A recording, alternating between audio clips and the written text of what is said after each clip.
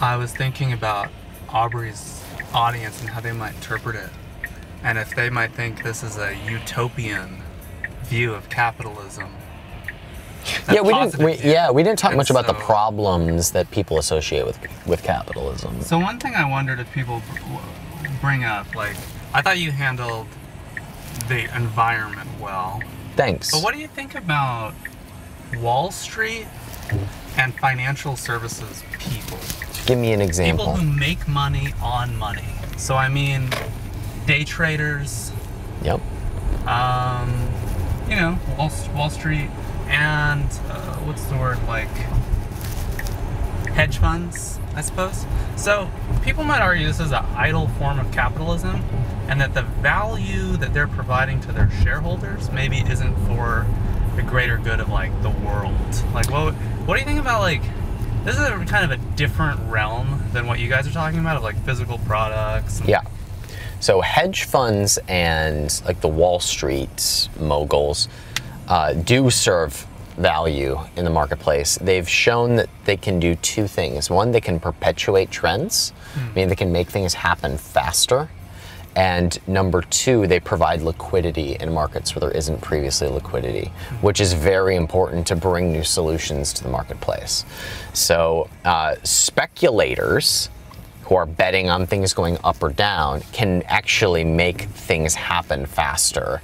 And that's the function that they serve in the marketplace. It doesn't mean that everyone wins. It means that a lot of people are going to lose, and they still served a function in the development of whatever the solution to the problem was. So, 2008 housing crisis. Is that too much regulation or not enough regulation?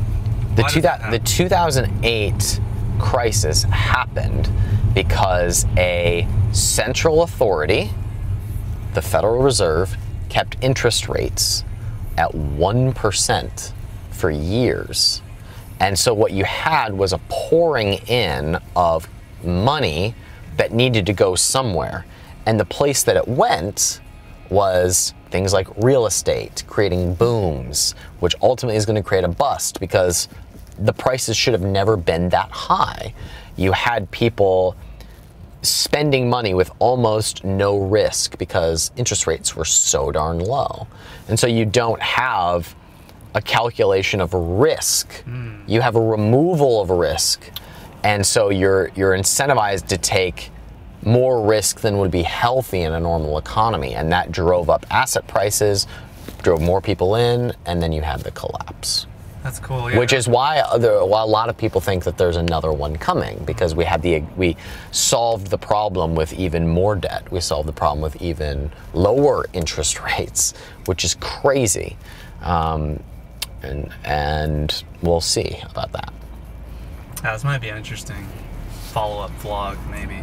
But yeah, I thought it kind of ties into, like, I like how Aubrey tied in the natural systems of like evolution of like I don't know, you have like natural systems of like risk and bad ideas going away and good ideas prospering. Yeah. Yeah, I think the comparison of capitalism to Darwinism is dangerous because people tend to associate it meaning people will die. The weak will die off, but it's not that. It's actually the ideas, the bad ideas that will die off. That's where the proper comparison is. Weak people are taken care of much better in a free society than in a society that's driven by force. Like, look at any first world nation. In any first world nation, first world nations become first world nation because of freedom, and they take much better care of their sick. They take much better care of their challenged than any second or third world country, without exception. Man, I'm ready for part 2 with you guys. We need to hang out with Aubrey some more. Yep, I love that guy.